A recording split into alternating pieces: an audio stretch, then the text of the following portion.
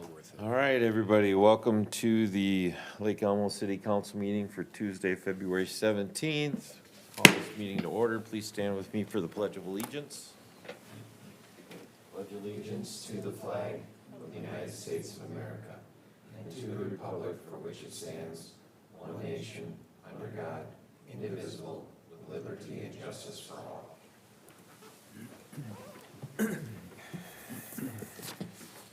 All right, the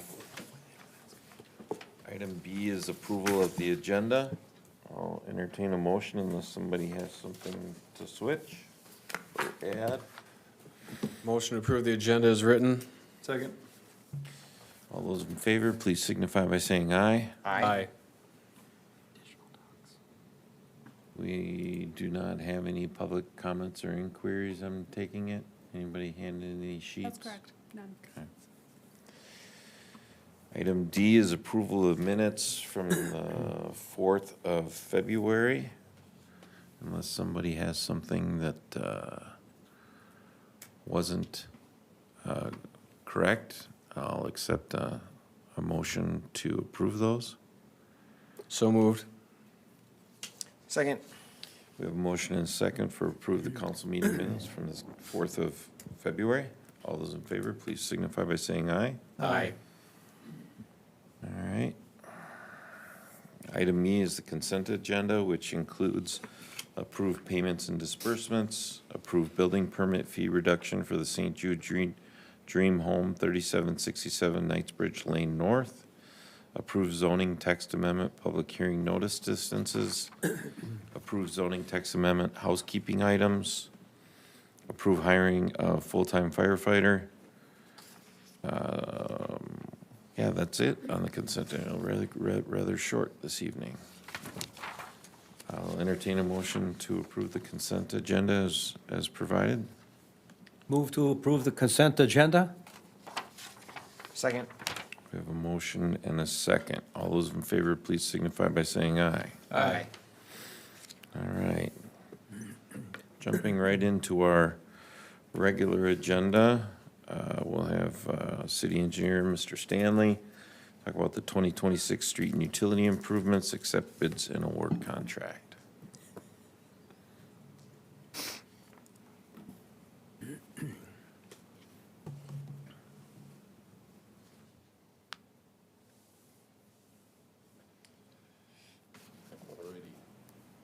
Mr. Mayor and Council, thank you. Before you tonight is an item, as you previously stated, to accept bids and award a contract for our 2026 street and utility improvement project.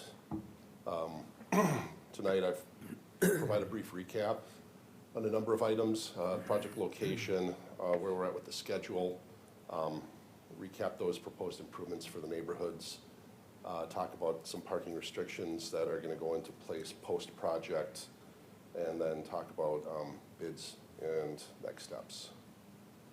So, project is in the Lake Elmo Heights neighborhood, which is shown on the screen here. Just note that there is one cul-de-sac that's technically part of the Eagle Point Creek Estates subdivision, Inwood Avenue, the then cul-de-sac north of County Road 6. And tonight this is a Minnesota 429 statutory process. I've got a number of steps here that we've been through on the project schedule. Tonight we're considering accepting bids and awarding a contract. So to recap the improvements for the neighborhood, we want to complete a full depth reclaim of the pavements throughout the project area, with installation of new concrete curb and gutter, as well as making some minor grade adjustments for drainage and a new pavement section. Pardon me. We're looking at some minor drainage repairs throughout the neighborhood. There are certain sections of storm sewer that need improvements, and other drainage ways that need to be cleaned up. Again, talking about the no parking restrictions. Streets in this neighborhood are adequate. They're of adequate width so that we're not anticipating any restrictions on the streets, but rather per Public Works policy, just at the end of the cul-de-sacs that exist in the neighborhood. Public water main serves this neighborhood. It was installed roughly 20 years ago. The system is in good shape, and no improvements to that system are proposed as part of this project. This area also resides outside of the MUSA boundary, and no extension of new sanitary sewer is proposed. So this is just a high-level graphic of the neighborhood area. Once again, the Lake Elmo Heights neighborhood there, and then, you know, there's a couple cul-de-sacs off of County Road 6. The parking restrictions, as just described a minute ago, at the ends of the cul-de-sacs. Let's talk about the bids. We received 8 bids, good number of bids. The low responsible bidder is McNamara Construction, or Contracting rather, with a bid of about $1.57 million. For reference, the engineer's estimate was about $1.71 million, so a good bit below estimate. The total estimated project costs have gone down from our previous estimate in the feasibility report, also from roughly $2.39 million to $2.15 million. We have previously done a calculation of a preliminary assessments for the neighborhood, and you know, we largely anticipate that those numbers to go down, but a full recalculation will be done at the end of the project. So I'm before you to ask that council approve a resolution accepting bids and awarding a contract to McNamara Contracting Incorporated in the amount of $1,570,583.60 for the 2026 street and utility improvements. And I also ask that council authorize the city administrator to enter into a materials testing contract for the project in a not to exceed amount of $30,000. And with that, I will entertain any questions.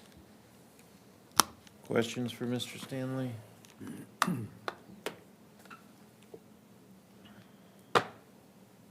Great. Hearing none, I'll entertain a motion.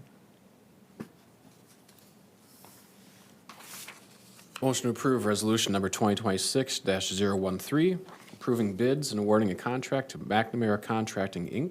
for the bid amount of $1,570,583.60 for the 2026 street improvements. Is there a second? Second.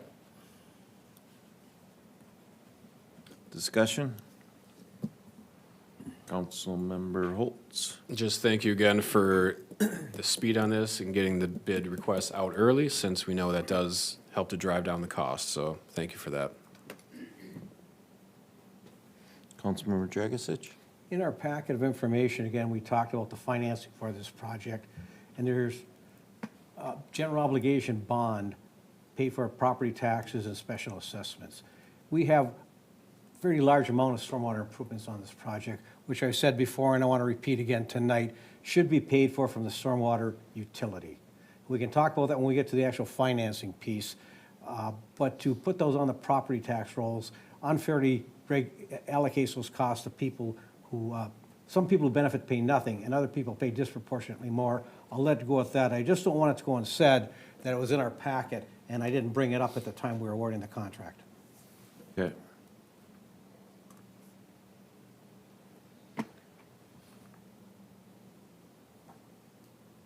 Fair enough. Any other questions?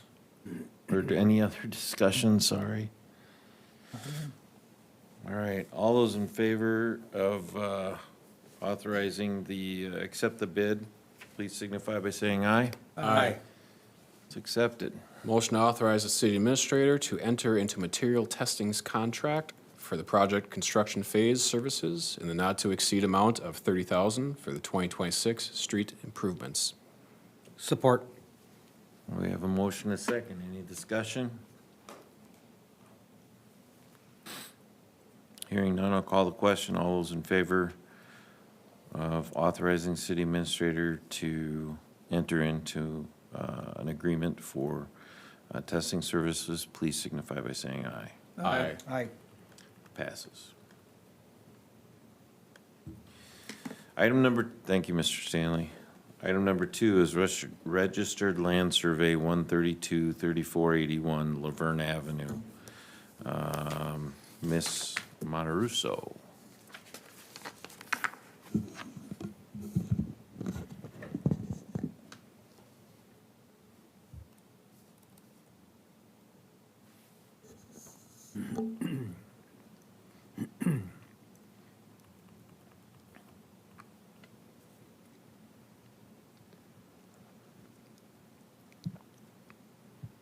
Okay, good evening, council.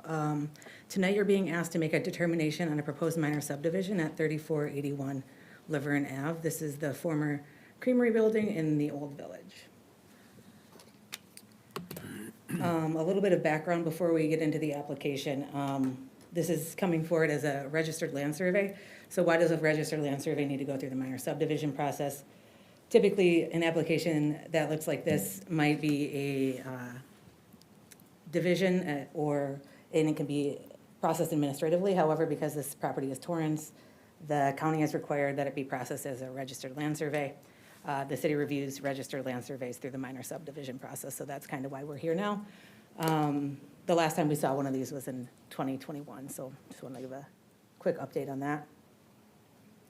So background on the property, or the application rather. The applicants tonight are Chama Mission LLC and John Pisha. Once again, the property is at 3481 Laverne Ave. The request is to reconfigure the property boundaries to ensure that the former creamery building, the building on the west side of the site, is fully contained within its own dedicated parcel. The existing and future zoning are both village mixed use. A little bit of history, the western building, again, was the creamery. The east side of the site was previously used as a lumberyard. There is no request for a change in use at this time, and no determination on use has been made. So on the left, you'll see the registered land survey. This kind of acts as a plat for the property. On the right, you'll see an aerial image of the update. And same here, another side-by-side version that illustrates what the request is working to accomplish. You can see the RLS is separated into Tract A and Tract B. Moving on to a review of the minor subdivision criteria. The RLS will result in no more than 4 parcels. The property will become 2 parcels. The RLS will not require any new right-of-ways or streets. Easements are to be dedicated where applicable. The request will meet the VMX zoning lot dimension and bulk building requirements. The buildings are already existing on site. The request will comply with the City of Lake Elmo's access and spacing location. No new driveways or access points are proposed with this request. So this went out to agency review in late September, and conditions have been added with regards to the engineering memo and the attorney plat opinion. The application went to public hearing and Planning Commission on October 15th of 2025. Planning Commission reviewed the request and voted to recommend approval with conditions. An update since the Planning Commission, the applicant reached out to discuss the conditions of approval for the RLS. They have since been issued 2 extensions to work through the conditions, one from the city and one requested by the applicant. And there have been some revisions between Planning Commission and City Council meetings. Originally, there were 9 conditions, revised to 7. 2 conditions have been removed and 1 condition has been revised, and we'll go over those shortly. And before we go to those conditions, just wanted to get it on council's radar that between Planning Commission and now, staff have identified a public works code that states that there must be a sewer connection ahead of a property sale. This property falls into that category. So basically, we have a code that states that a connection must be made ahead of a sale, but there's no policy in place to enforce that.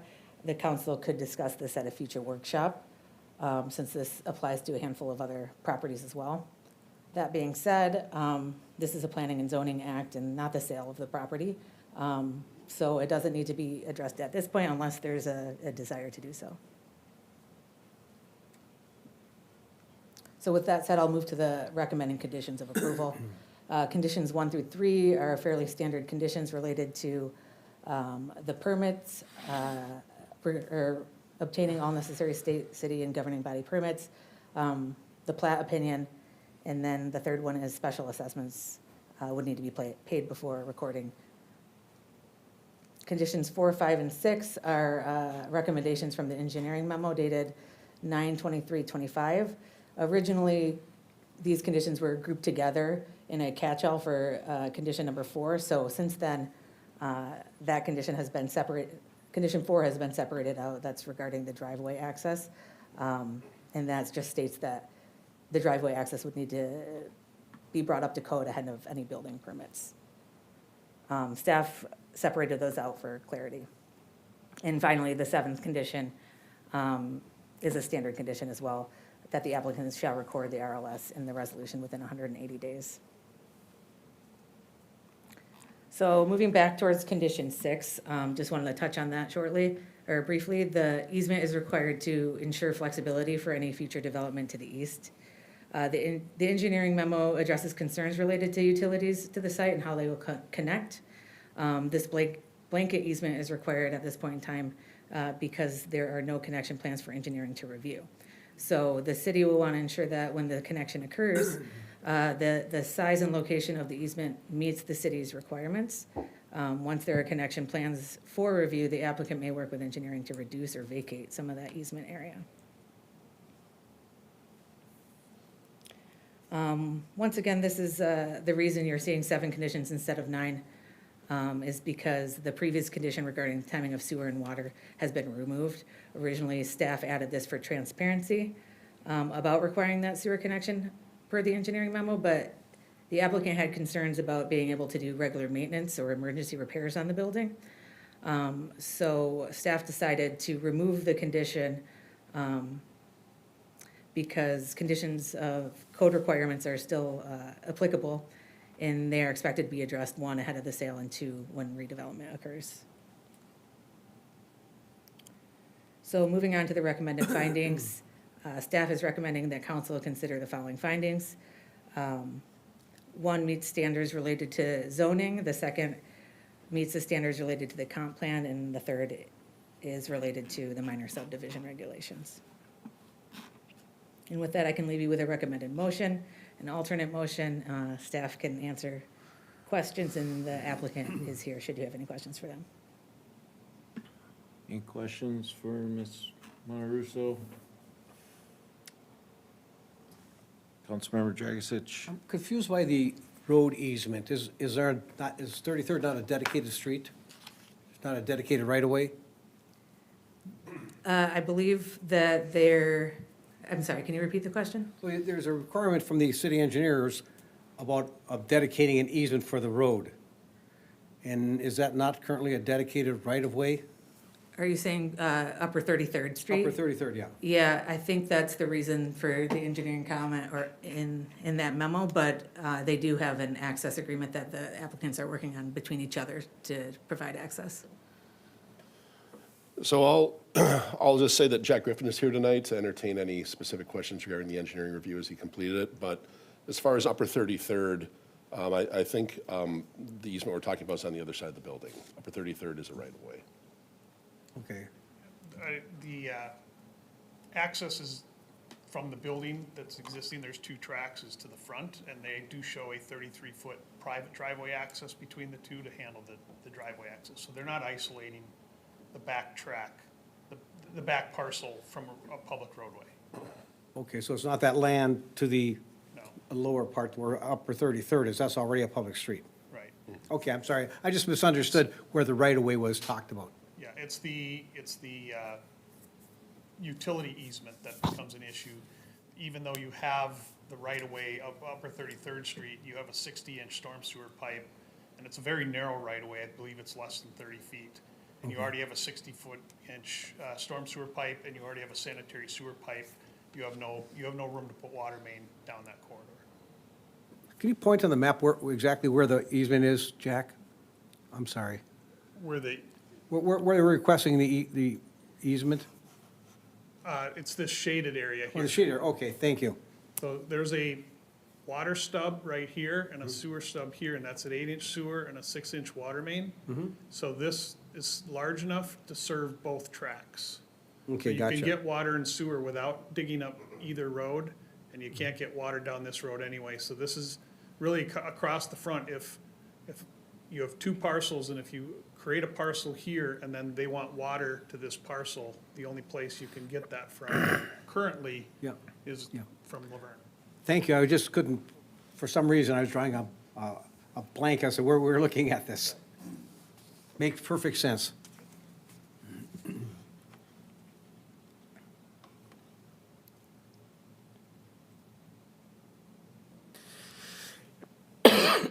Excuse me. Any other questions for Ashley? Did the applicant want to speak? Yeah, sure. All right, thank you. I have one concern. Can you go back to that map that we saw or is that me? I'll let you do it. I don't want to reboot anything. You're good, you're good. This one, yeah? Yeah, thank you. All right, so we have a concern right now. So I'm the applicant, I'm the purchaser of the Creamery building, and then we've also got the seller. So the seller and I are very much on the same page about how we'd like this to all happen. But we do have a concern about this easement on the north side of the building, the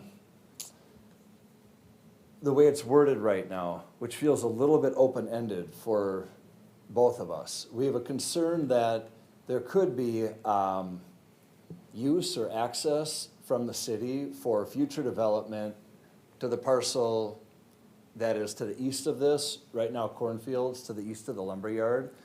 We don't want to I don't want to get to a point where I've finished and paved this parking lot area, which is more or less what I'd be doing on the north side of the creamery.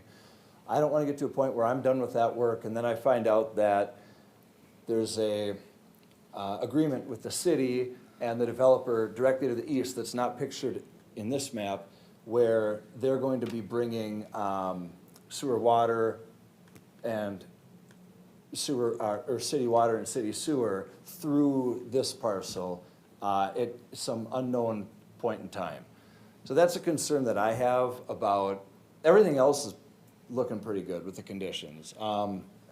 But staying on number 6 right now, and this was a lot of back and forth that we've had with the city, but this is really the first time I've been able to kind of voice an opinion to the council. I would like to see the wording tightened up a little bit regarding the engineering wording regarding that easement, the drainage and utility easement.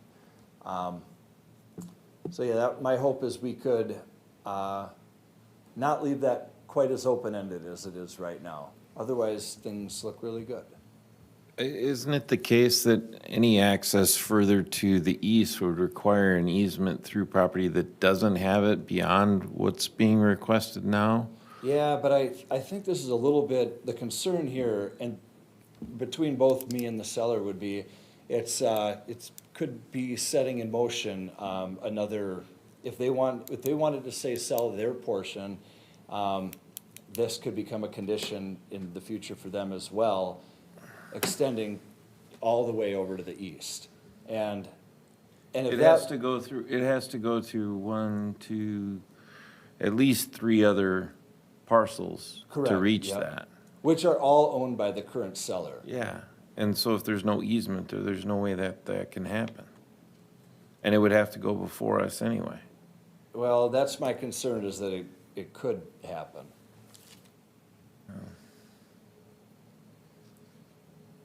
Because I don't want to have my space developed with the parking and everything, and Understood. then, to go back to that. Yeah. And one thing that we talked about with the city was potentially getting our bids for sewer connection and for water connection ahead of time, and then having the wording of the easement tied directly into those bids.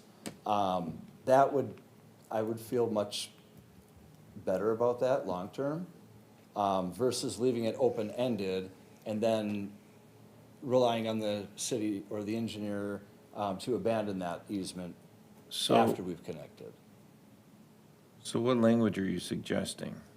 I think I'd like to see us tie the easement to bids. So more or less, I would like to hold off until we have our bids, or at least make that a condition that we strike item number 6, but we reword it that there will be an easement, but the easement will be tied to the future bids.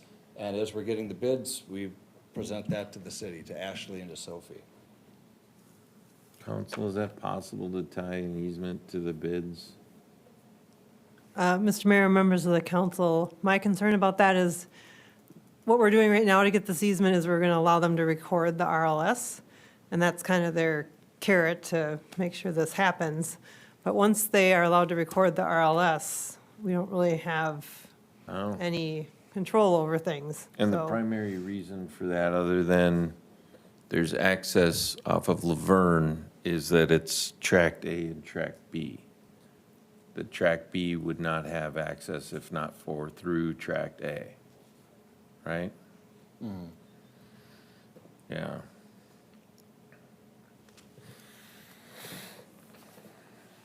It's like a little bit of a catch-22.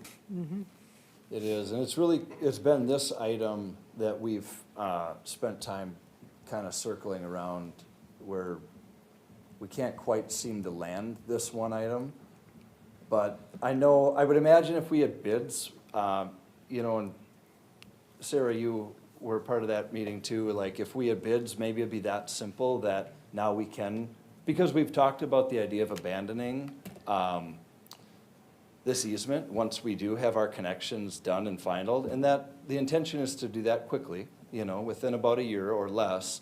And now, once that happens, the abandonment would be great, but the concern that we have is that we have no guarantee that that easement language will then be abandoned. Can't that be written into the agreement? Mr. Mayor, members of the council, we might be able to write it into the easement agreement. I think technically you would still need to go through the vacation process because it's a Yeah. vacation Vacation, of a public the- easement. But but we you could could do make that- that, or you could approve the RLS tonight with the condition that they provide us with an easement, and then the easement needs to be satisfactory before they can record the RLS. Okay. So that way they could come back and get their bids or whatever and then record the RLS, although I know there is a deadline for recording, I guess it'd be RLSs and plats, I think it's 6 months. I don't know if 6 months. That would give us enough time, but they could always get an extension. I'm just looking for a way to protect ours and still meet the buyer's, request. And I think there's got to be a way to do that through language in an agreement. So clarifying question, could that be a part of number 6, like a second sentence? That whatever the language, at stage X in the future, the city shall start the vacation process for unused easements or something like that. It doesn't say how much, it doesn't say which portion, but is that, Or even something, upon approved connection, city agrees to vacate or abandon. I mean, that's a little more specific. Mr. Mayor, members of the council, that may work, although, as you know, we've been through the vacation process. We have to vacate, and that has to be in the public interest, so Yeah. you can't agree ahead of time that, it's, Oh. I mean, you can say that you'll initiate the vacation process and, and that, I don't know, I guess you can't bind future councils by saying it's already in the public interest to do so, but that you'll initiate the vacation process and because that was kind of I thought, it's starting the process, it's not guaranteeing an outcome. yeah, you It'll- can't guarantee an outcome, and that's the issue, I think.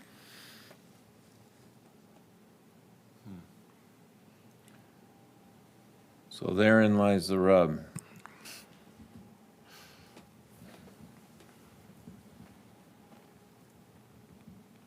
Yes, Jack? If I may, real quick, just to clarify what that process might look like as I think through it is, there's 2 ways. So we're not just looking for connection of one of the buildings.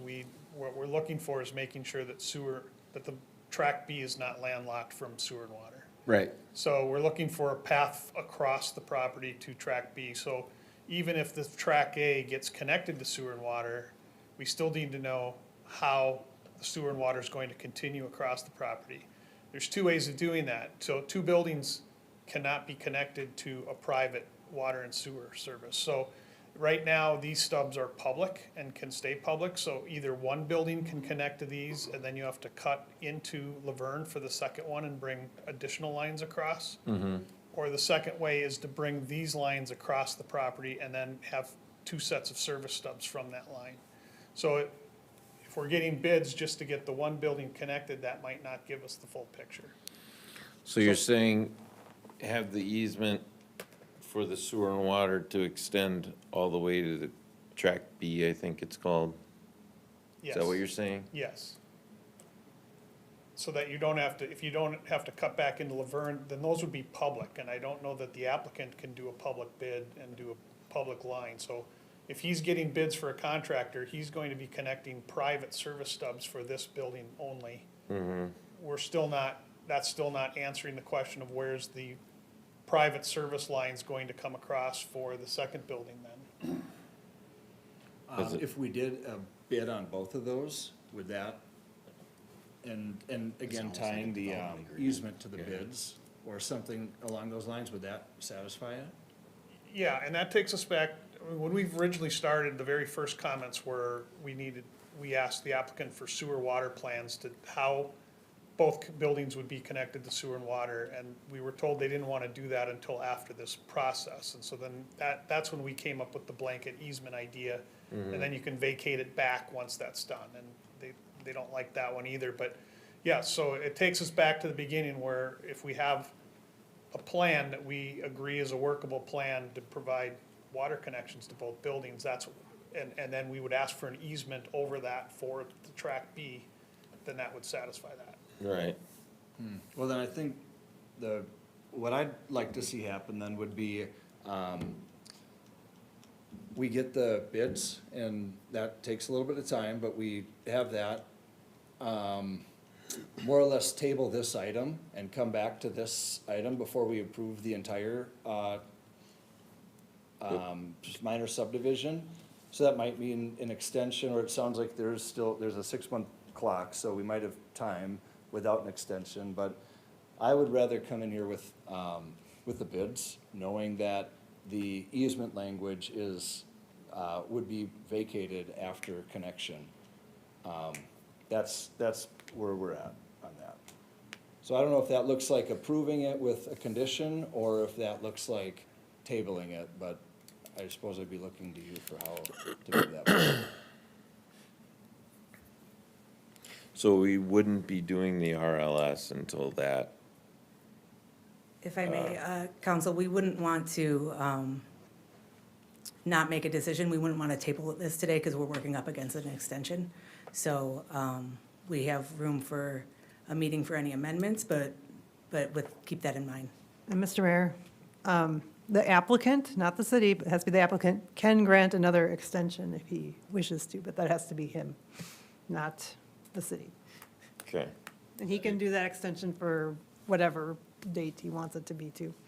So but we could approve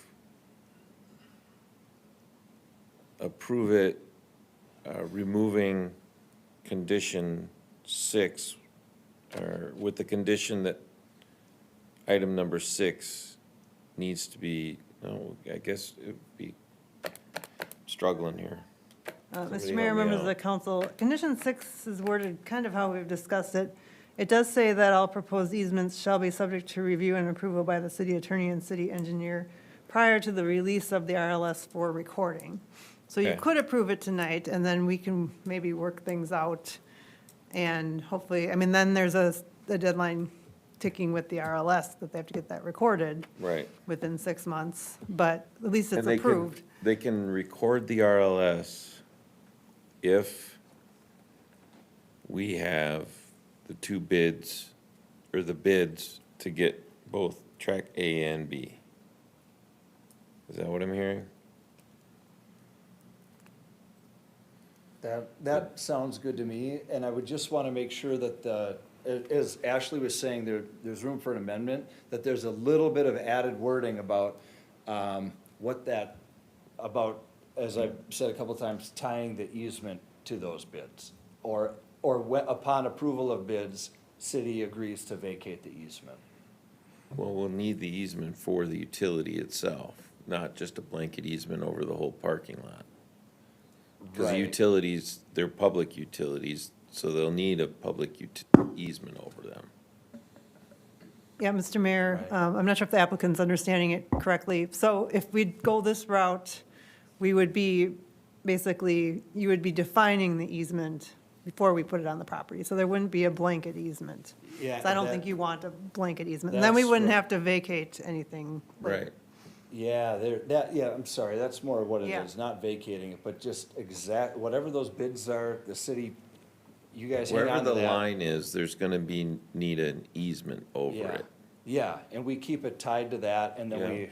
there's no more easement, you know. Yeah, there's- we don't wanna mess up another parking No, lot yeah, any more thank than you. anybody else. Yeah, So to clarify for the smart people, not me, not necessarily hearing any specific amendments to the language, it's more so steps that need to be taken outside this chamber before the final recording occurs.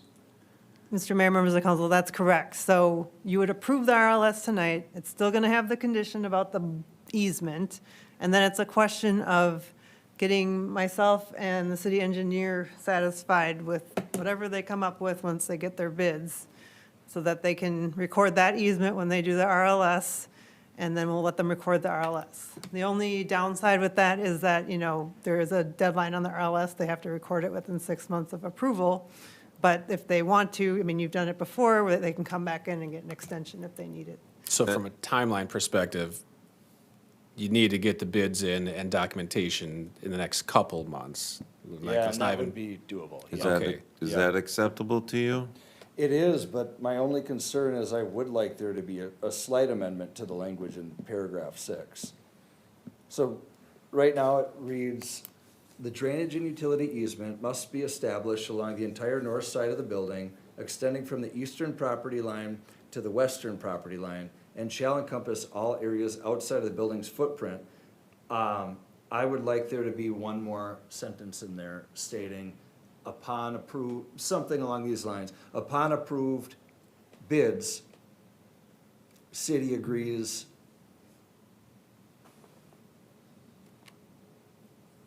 Mr. Mayor, Yes. I think you could just take that sentence out, because myself and the city engineer will have control over the easement, and Take which sentence out? the I don't think sentence I'm that says looking at in- the, In paragraph 6, it says the drainage and utility easement must be established along the entire north side of the building. So that's describing the blanket easement, okay. That's the and part that's that's the making part he me a doesn't little like. uncomfortable. So let's remove that first sentence and just have it start with the drainage and utility easement. No, take out No, that second. that's the sentence. Yes, second That's the sentence. one. Take out the second sentence. There we go, thank you, that's Which what part, I'm are you looking saying for. the and shall portion of it?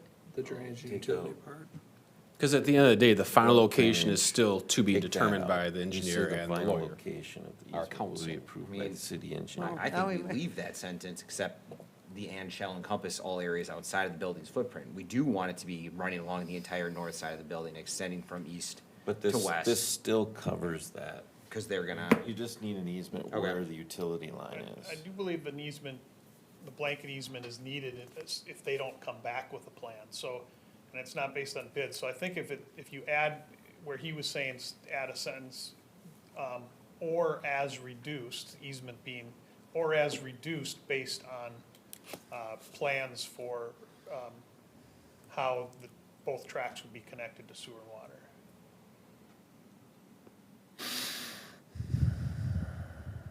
I think that might capture it. can you say that one more time, so the reason So it, behind so that it is has, that, so the 'cause- beginning is all yep, the way it is, I don't have it in front of me, but then it says, it would be a comma, or as reduced, the easement being reduced, based on specific plans for how both buildings would be connected. and you're saying it's important that we do include that versus just getting rid of it. What was the reason again?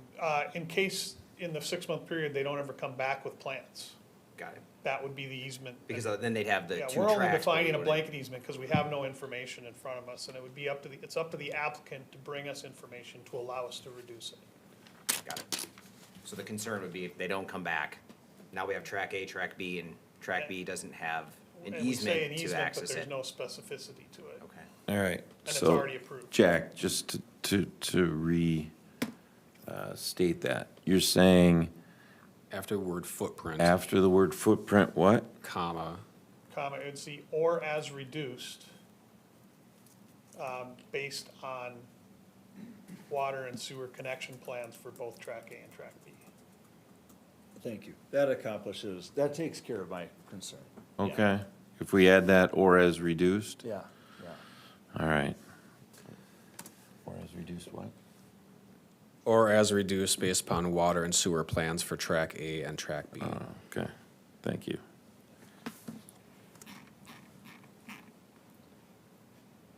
I knew we could get to a consensus there. Okay, so amendment has to occur afterwards. So move to approve proposed resolution of 2026-012 for the property located at 3481 Laverne Avenue North based upon the findings of fact and the conditions presented in the staff report that we will amend later. Yeah, I should hit this one on 4 too. Council, I have to interrupt. Mr. Pisha would like to discuss condition 4 further. Driveway access area? Yeah, so, thank you. Driveway access area must be brought up to code ahead of any building permits for redevelopment. I just, brought up to code, but ahead of the permits makes it a little tricky, because if I've got permits to run my bids for water and sewer and other things that might affect what happens underneath the pavement, I don't wanna be required to pave anything before that. So, I think it's just talking about the driveway access, not the full parking lot. okay. So just as the apron comes in there, so Oh, the from okay. a construction standpoint, Okay. it would not interfere with the work that your water and sewer is doing. Okay. All right, very good. Yeah, Anything All right, else? that's it, no, yeah. all right, Yeah, cool, thank you. thank you. We got a motion? There's a motion. No second. A second. All right, we have a motion and a second. Mr. Holtz and Mr. Hearn. Move to amend the motion so that the recommended conditions of approval in number 6, after the word footprint, there's a comma that then says, you think I can read that? Yes. Or as reduced based upon water and sewer plans for tract A and tract B. Second. All right, and we have a second for the amendment. I appreciate the amendment, the good conversation. I fully support the amendment. I do as well. Any discussion? All right. All those in favor of the amendment, please signify by saying aye. Aye. Amendment's accepted. Any discussion on the original motion? Go ahead. I know this has been a ton of work for staff. Like, you guys did hours on this. I appreciate the applicant as well coming here, providing the feedback. This is just one of those issues, it required this amount of dialogue. It doesn't happen often like this, where there's this much over something, but thank you to all for being able to do it professionally and coming to a resolution. This is the way it's supposed to work. Great. All those in favor of the motion, please signify by saying aye. Aye. Motion passes. Perfect, thank you. Item number 3, High Point Crossing Revised Concept Plan. Mr. First. All right, good evening, Mayor and members of the council. Pull this presentation up and get rolling. So, the High Point Crossing Concept Plan is back in front of you here. We're gonna have a quick discussion after this concept has been refined and resubmitted for our review. So, I think you all remember pretty well the background of this project, so I won't belabor that much. In September of '24, the city council approved the OPPUD. That would have included 65 residential units and a homestead. The property area is just under 80 acres. There are 6 wetlands on it. And the applicant will be here and happy to talk about some of the background and what led to where we are now. In terms of public infrastructure considerations, we're looking at city water required, no longer looking at community septic or public sewer, and now looking at that individual treatment or individual septic systems for the lots. There would be a required roadway connection to Imperial Avenue from Inwood. Council last looked at a couple of very draft concept plan alternatives in summer of 25, that should read. All right, so the concept plan as resubmitted is on the screen here. We can reference this, and it was also provided for your review in the staff report. You're seeing 18 lots here on a rural development with, again, private septic systems and city water with a roadway connection. In terms of land use, this property is a relatively unique future land use guidance, as you will recall, that allows from between 0.1 and 2 units per acre, which would result in a really wide range of units. But when we look at the rural development, it kind of constrains things because we have septic, so your lot areas have to be 2.5 acres at a minimum. In this particular proposal, the applicant would need to rezone this property from its current rural residential to residential estate zoning. The residential estate zoning is allows the smallest lots in the rural areas of Lake Elmo, again at 2.5 acres. And actually from a zoning standpoint, with that residential estate zoning, this is a fairly straightforward request. The lots meet the zoning standards for lot width. The buildings appear to meet setbacks. We do have a relatively unique standard here for the lot shapes. They have to be able to encompass a 250-foot diameter circle, which these lots are doing. And the lots also have to have at least 1.25 acres, which are free of easements or encumbrances. I think essentially the code is kind of contemplating having like wetlands or other things within the property's water bodies that would need protection. So in a high-level review of this concept against your development standards, beyond the zoning, we're looking at the lot configuration. Generally, the lots that were in the submitted concept were compliant, with one exception, which could be revised.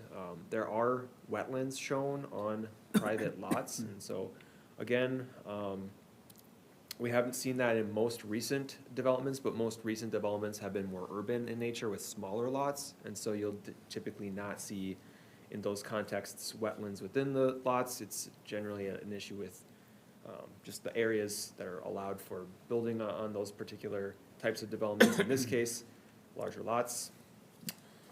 Looking at tree removal and landscaping, these will be reviewed in future development reviews.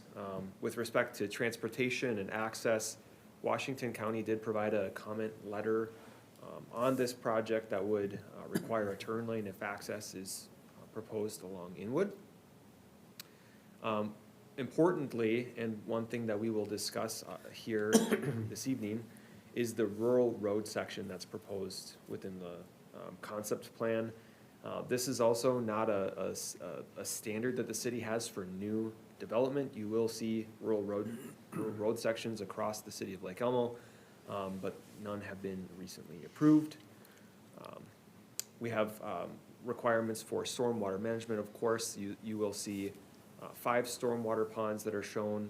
This slide says on public outlots, but in fact the developer's preference would be to have those stormwater ponds on the private lots as well. So that's another thing that we'll look to get your guidance on this evening. Generally speaking though, regarding stormwater management, the engineering memo does identify a number of corrections on the concepts that were submitted. Those corrections will be required to correct things such as the high water level of the ponds relative to the city booster station or home low floor elevations, possible impacts of outfalls from stormwater pipes to surrounding properties. So things would need to get refined further before this development could be acceptable from that standpoint. Regarding the individual septic systems, those areas the septic systems generally would be mound septic systems on these individual lots. The developer has received a letter from Washington County reviewing, generally speaking, the proposed septic systems for this development. Corrections would be needed as identified in the engineering memo to avoid issues such as drain field locations that are in conflict with certain water bodies or other development features. Okay, so we circulated this concept for review and got, obviously, I mentioned the city engineering memo. So that memo dated January 26th, 2026 does provide a number of comments, 3 ones that I wanted to elevate for you. The first is that the city staff recommends an urban section roadway. The second comment is that stormwater pond design doesn't seem to be fully compliant, or it's not with the existing standards. And third, the individual septic systems, drain field locations would need revision. The city's fire department provided a review memo with the same date as the engineering memo. Washington County memo I've already mentioned. I did want to talk about very briefly the city of Oakdale provided some comments that were specifically requesting a trail connection through a development on this site to the Lake Elmo Park Reserve. I'm going to go back to the aerial and illustrate this. So generally speaking, the comments were either looking for a connection that would be in between existing residential lots, like along the side lot line, connecting into a nearby roadway in the city of Oakdale, or the comments were requesting some type of a trail connection through an outlot that's owned by the city of Oakdale, and I apologize for how small that is on this. Maybe I can zoom in. That outlot is here. That outlot, if you're looking at the cursor, is almost entirely encumbered by a wetland. Right. So if a trail connection were requested, it's unclear how, would there be a boardwalk? Where would that trail connect? How? So both of those comments were definitely fair comments, but I think the implementation of both of them would be a challenge. If you look back up at the aerial, you'll see just the number of residential units that are to the west of this site.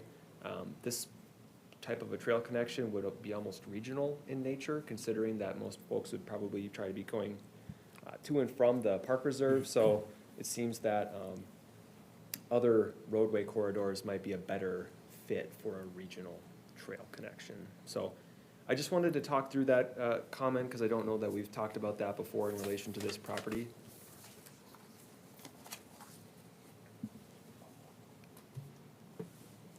Lastly, I know that the developer is working on, or have met with the Valley Branch Watershed District and would have to continue working with them to meet their rules and requirements. So I do want to talk about those 2 areas that we're looking for your guidance here this evening. So the first one is stormwater ponds and infiltration basins on private lots. We're looking to kind of cover some ground talking about these non-standard elements to kind of provide you with generally what would it mean to allow for these in the city, and why might we or might we not recommend. So with the first one, stormwater ponds and other basins on private lots, potentially the pro for approving something like this would be that the city actually overall would own fewer public parcels.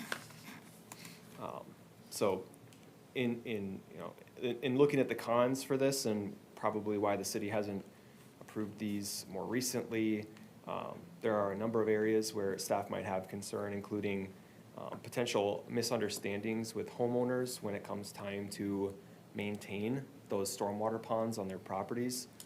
Folks might feel like they have to create challenges or other things with the city to look into their own interests. There might be access challenges to get back to stormwater ponds that are on someone's property. And you know, if they were publicly owned, it would be clear what is public and what is private. You know, if the city does have access challenges, then that could create maintenance delays or other inefficiencies. Talking about the actual functionality of public versus private stormwater ponds, typically the city or other public organizations will have a more rigorous maintenance schedule, and so they might be maintaining or dredging ponds more frequently or doing that other maintenance that's needed. Increasing so increased pond dredging costs, and lastly, property value concerns. So I will invite Senior Engineer Griffin to. These were the comments made from Valley Branch Watershed District, correct? Nope, sorry. These are city staff comments on considerations for stormwater ponds on private lots, and I'll invite Engineer Griffin to provide a little bit more color here.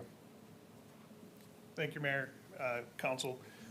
Yeah, these are my comments, just basically, since I've been here, we've put stormwater ponds on public outlots. We do, when we're in commercial areas or private ponds, large apartment buildings, they own and operate their ponds, and then we encumber them by easements, but we don't maintain the systems, and then we have easement maintenance agreements. If they don't do the maintenance, we can go in and do the maintenance for them. But in all residential developments, we have them on outlots that are owned and dedicated by the city. And the main thing is, it's mainly maintenance driven and access driven. In practice, when you're maintaining anything, and we even experience this every street project when we're redoing street projects, you guys get the emails on when property owners put their irrigation systems in our right of way. So that is even our property, and we end up in debates over who has to restore that. Now you can imagine going down side lot lines and being in the rear of lot lines and things like that. When you do these maintenance activities, you'll run into fences, dog fences, you'll run into trees that they've planted. They don't know where their easements are, they know where their lot lines are, and so they encumber those easements. They put things in the way, and then we can't, we have to use enforcement to get them out of the way. If it's our property, we can remove them. If it's their property, we have to enforce the removal. So it delays maintenance, it delays our activities and access. When you're dredging those ponds, it's not done very often, maybe every 25, 30 years. When you're dredging those ponds, sometimes that sediment is considered contaminated, and you either have to haul it very expensively and dispose of it as a contaminated soil, but you are allowed to just put it on the banks and pull it up and put it on the shores. If it's private property, you're much less likely going to be allowed by that homeowner to do that. If it's your property, you're able to do that. So there's just a whole host of things you run into. It can be done either way, but it's a lot more difficult to maintain these systems and have access to them through enforcement than it is to have the property outright. Maybe just a quick question right on that. As far as with the cons here for that, how would you say this differs from more of the areas of higher development where we put this into place with a lot of the storm water ponds, where it's been in neighborhoods where there's much more dense build out? Is there less of a concern with some of these things that you bring up, since this is going to be a much less dense development? You're less likely, there's some things that are less risky, like you're less likely, when they're gonna put a fence up on a 2.5 acre lot, they're not gonna fence the whole 2.5 acre. If you're on an urban area, they're fencing the lot line and they're gonna be right in your way. So maybe a fence isn't, or a dog fence isn't the obstacle, but that doesn't stop them from putting, we still see in your large rural areas, we still see playgrounds, we still see trees particularly. A lot of people put up trees to buffer and they plant those right down the lot lines and things like that. So there's still obstructions that potentially will get placed in your way. And you only come by every so often, and so, then you have to deal with those obstructions before you can even access the pond. I think the biggest difference between the 2.5 acre lots and your sewered lots, and the sewered lots, we also require wetlands and other water bodies that we're not necessarily maintaining. We require them to be fully on outlots as well. And that main thing is just to provide a usable backyard and make sure your flood management is staying off of those lots and things like that. Maybe, are there specific stormwater ponds in this, it's kind of just shown here in this depiction, that stand out as more concerning than others? Or are there certain ones that, as you look at the drawing right now, or with this list of cons, that it doesn't even really concern you? Okay, and that's what I said, it looks like in the drawing. So you've moved them all to outlots? I showed them initially, just as they are right now, they're all in outlots. I was just gonna open up the possibility, but we can accept them in outlots. Okay. I'm really sorry that. Problem that solved. wasted our much time on that. Thank you. My follow-up questions would be the pros and cons from the developer standpoint, but. I mean, I could argue these points. I mean, I think there's some validity to what Jack is saying as far as just there can be issues, but I just did 3 ponds in Chanhassen. They're drainage utility easements, they're city ponds. They're able to maintain them. It's not a black and white kind of thing. There's some gray. Okay. But if access is an issue, if they don't have it, I think we're trying to provide access, blah, blah, blah. We're doing them in outlots. Fair enough. All right, so that brings us to the other topic here that we're looking for some guidance from council on, and that would be the potential for a new rural road section for new development, to be clear. So again, looking at the kind of the pros and cons of this, you know, if a city created a new rural road section, it would potentially be less costly for construction initially. Potentially could also allow then for new or different forms of development in the city in certain areas. Looking at some of the drawbacks, potentially these roadways are more costly for the city to maintain, both the roadway and the associated drainage ditch. So let me back up and kind of narrate what is the difference between an urban and a rural road section. Typically, your urban road section is a bituminous drive area with 2 lanes, most often, with standard curb. And there's storm sewer that runs along that or brings the storm water that's collected on the road into a storm basin. A rural road section, generally speaking, is going to have drainage swales that run parallel to the roadway, which eventually direct storm water through conveyance on the surface into a stormwater pond. So that's the primary difference between those and the distinction. So when we talk about potentially being more costly for the city to maintain, that could include mowing those drainage ditches or doing other maintenance more regularly. Reduced roadway or drainage system service life. So I'll let Jack talk a little bit more about that particular one if you have questions. Generally speaking, it's understood that the urban section is going to be constructed and last for a longer period of time. Sometimes property owners have concerns over how the drainage system in front of their property is maintained. So again, thinking about those drainage swales in front of someone's lot, when the city comes out to maintain them, some people may not want to see the vegetation go. Some people might be excited. Again, the city would have to think about in a new section, what are our expectations for street trees, sidewalks or trails, or what other features that we might typically have in the urban section. And lastly, thinking about impacts to publicly owned and maintained stormwater ponds. If we don't have good enough conveyance of that stormwater into the ponds, do they dry out, or is there other issues that are created by that? So again, there are some technical items here that I'll be happy to lean on Jack more to describe, but those are generally speaking the pros and cons for this consideration. All right, the last slide I've got prepared, we have again those 2 areas for evaluation. If skipping past the stormwater BMPs section, just looking at the rural road considerations. Number 1, if the city council wants to move forward with the creation of a new or allowing for a rural road section, staff recommend that we be directed to review and create design standards for this type of a rural road and bring that back with recommendations. So that would be the first consideration. The second would be to better understand what the expectations are. Do we want to see sidewalks or trails in a rural road, or are we comfortable without those types of features? The third question here is just potentially, is the city comfortable with the potential for higher maintenance costs And lastly, if design of the stormwater swales is a concern, should the city consider public final design in these situations? So that's really, those are the questions that we're looking for your help and guidance on. The last slide here is simply the development plan if we need to reference it, so. Yeah, again, this is a non-binding review, but we will appreciate the feedback that we're given this evening. Okay. I will remind you that obviously developer, Paul's here, and he does have some slides for you as well, just to explain kind of from his perspective, and so I just want to mention that in case you want to hear from him before you discuss, or how you'd like to move forward. Any questions for Mr. First or Mr. Griffin before we hear from the developer?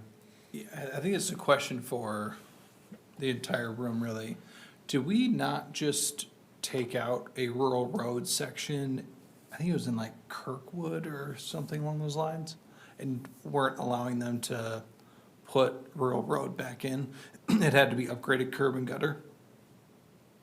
Kirkwood. I don't know if that's the right neighborhood, but there was a neighborhood that had rural road that needed to be upgraded with. The ones we did just last year. Yes, yep. I just want to make sure that was.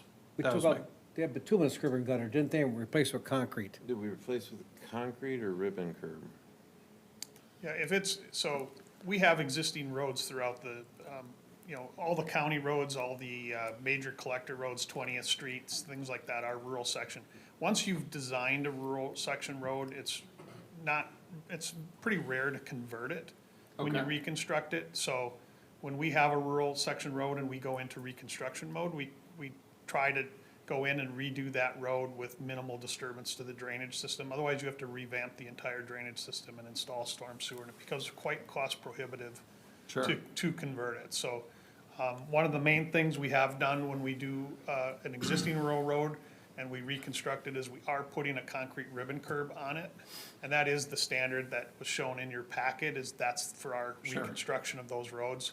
And that's just to hold the edge, because we were seeing failure on those roads early, starting from the outside cracking, So where the if it- shoulders would be washed away and things like Okay, that. so if it was constructed as rural road, it wouldn't, once it needs to be replaced in 25, 30 years, we wouldn't have to reconstruct it and go back to Correct, curb and gutter? Okay. correct. Thank you.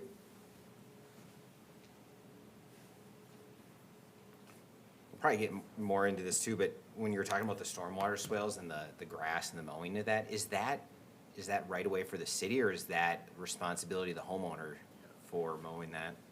That responsibility, well, the homeowner takes it over just like they do the back of the curb. Yeah. But it is the responsibility of the city, so that becomes the concern, is along the entire side of both roads, you have a rural drainage ditch. And are you maintaining enough slope to keep that drainage going, or does something now get placed as a home, you get homeowners, some will maintain a meticulous lawn right up through the ditch. Others will let the weeds grow, things like that. So over time, you end up with obstructions that can hold the water up, and then the water soaks into the ground. And with our underlying drainage sections, it's possible that you start to undermine the road through, water's your worst enemy to a road. So what we're trying to do is get the water away from the road as fast as you can.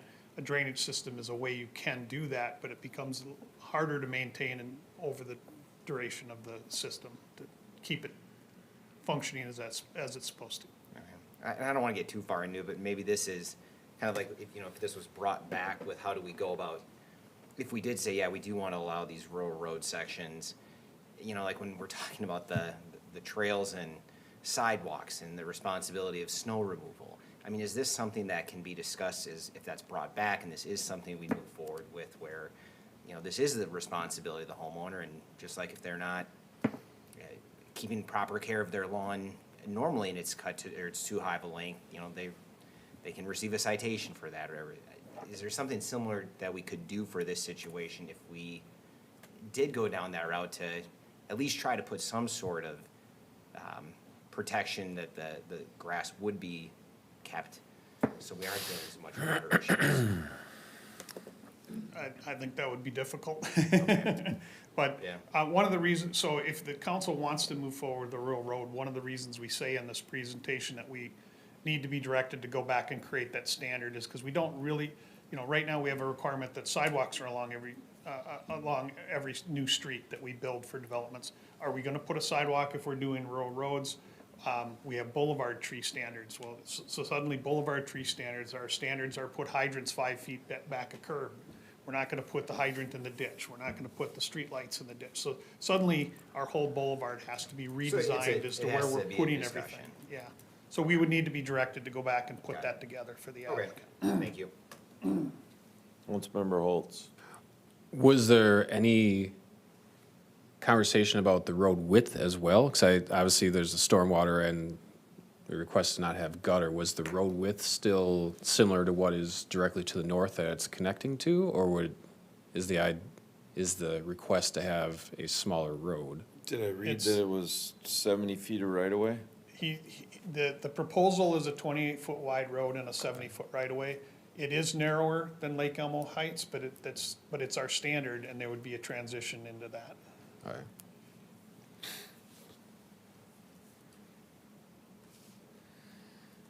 Is that all for questions? We can listen to Mr. Robinson.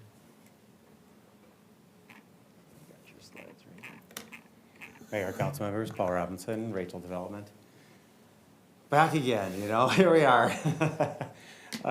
Third different, our third proposal. I hope third time's a charm here. we have a little bit to chew on tonight, and I'm hoping we're getting to a plan that we all can approve. I do think there's a little bit of help I still need to make this thing go. And so let's get into it, and I've got a lot of thoughts that kind of came up as things were going along, so I hope I don't start getting off track. But as was mentioned, this is a kind of unique property. It's rural single family, so I do think that, and there's really only 2 properties like it in the city that are bigger than 20 acres. So if you wanted to start with some baby steps, you could just allow this in rural single family and see how it goes, without opening the floodgates. When we went through the OPPUD process, and I will note this, that the OPPUD does allow 1 acre septic lots, so that you could get 78 lots on here. Why I didn't do that, and why I picked the rural residential estate as well, is we had so many issues with the community septic system failing or not being able to get approved. I didn't want to risk coming forward with something I couldn't get septic systems to work on, so that's why that didn't get used. So, but anyway, my point with the OPPUD is that we worked together, and there was a lot of flexibility that we had to sort of decipher to get that to work within the code. With the residential estate, I think as was mentioned, we're really meeting all the standards, but I do need some flexibility when it comes to the engineering standards. Can you guys hear me okay? Yes. So last time, it was back in, I was in October that I was here, kind of with this sketch plan, kind of a rough sketch plan, with the idea of like, hey, what if I came with just no public infrastructure, like, no water, private wells, private septic, wetlands and ponds and lots, and just private driveways. That was kind of the idea.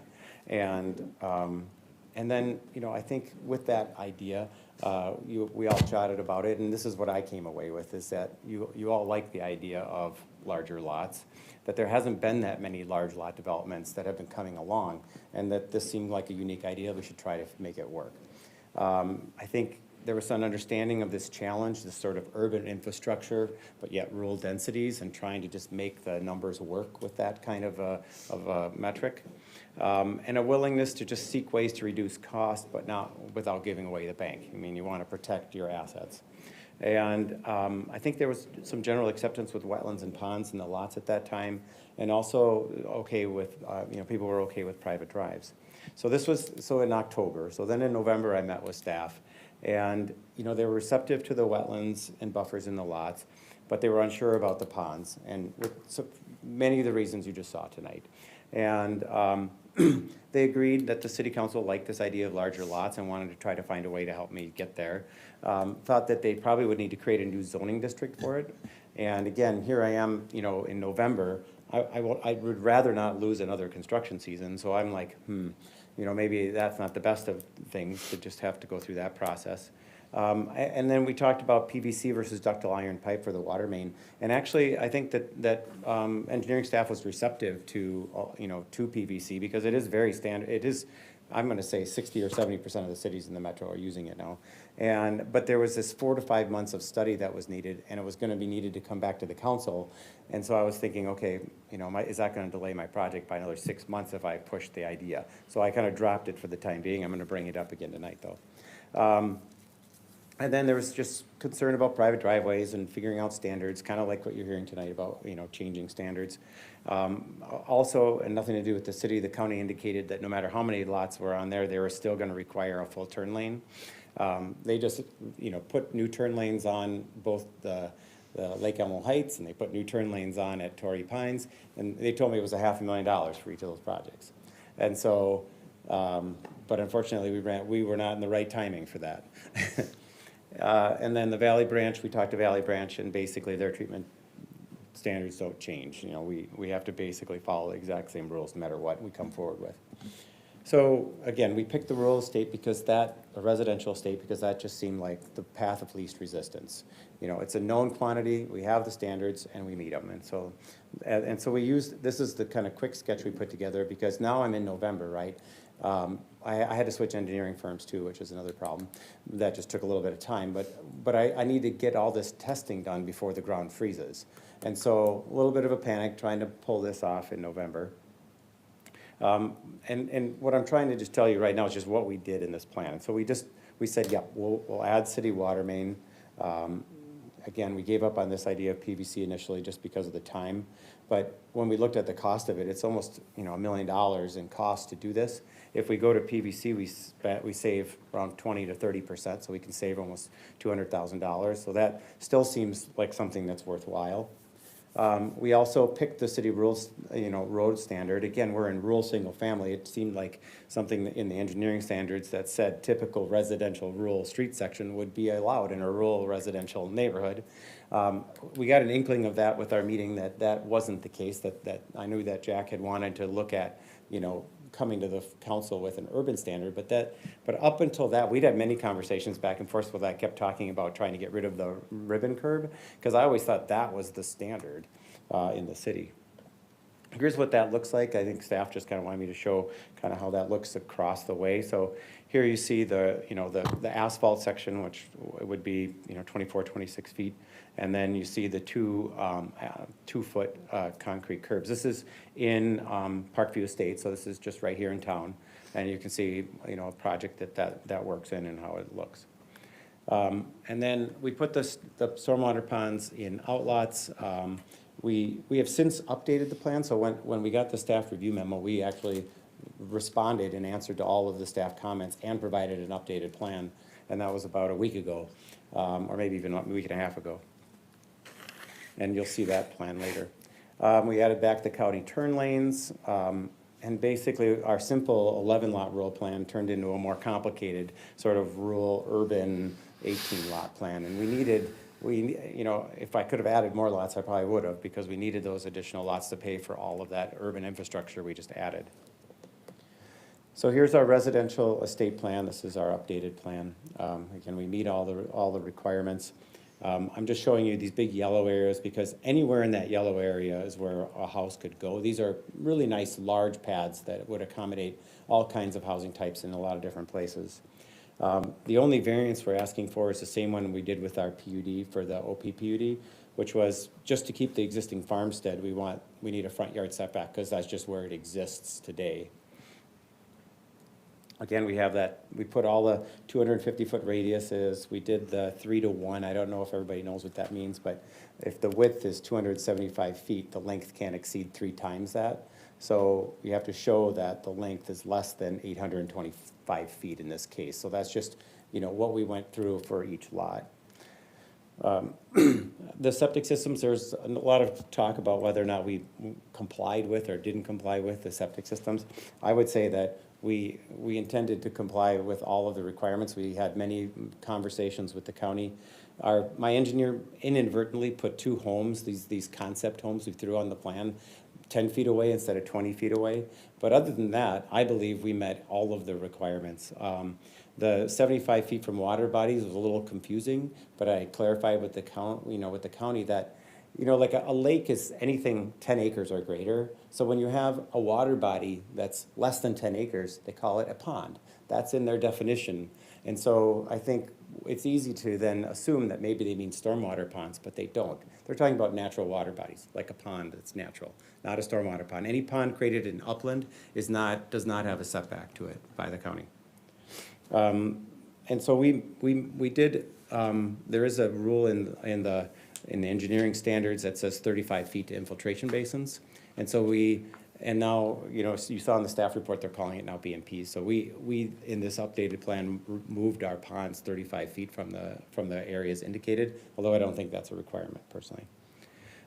So to get all these areas located, we had to do over 170 soil tests. So we went all over, did all these soil tests to identify the areas.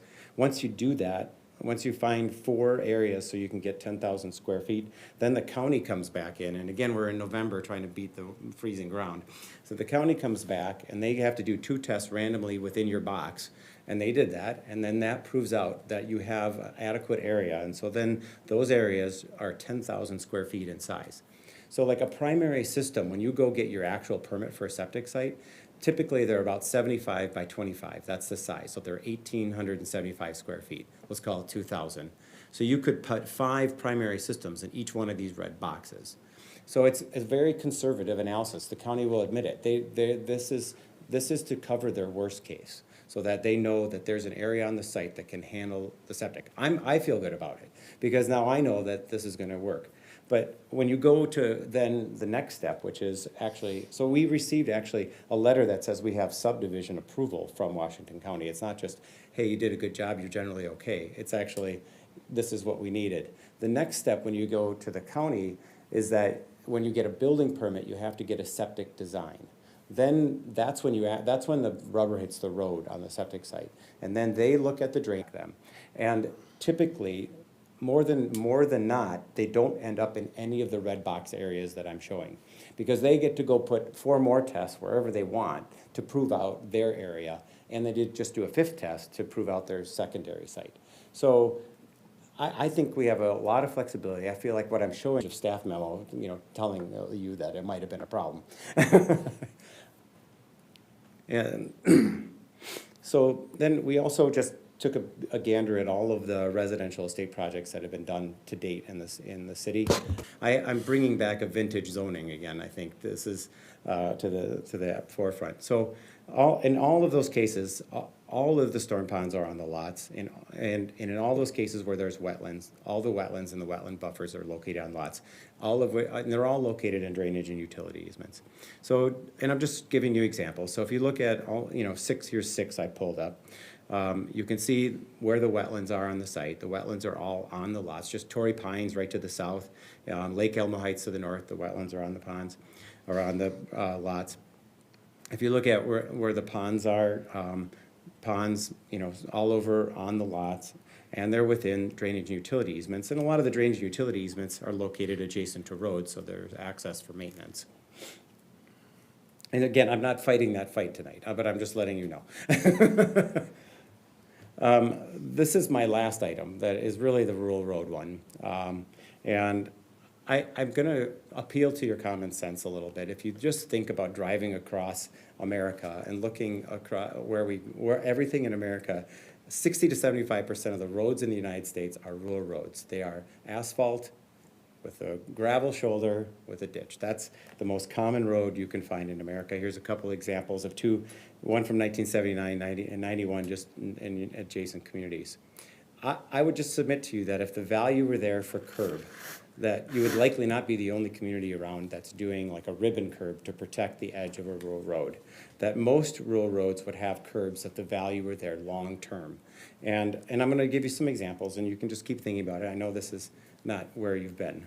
I also don't think there's a need for sidewalk. We only have 18 lots with 78 acres. I mean, in most rural areas, people are very comfortable walking on these roads. They're rural roads. There's very little traffic on them.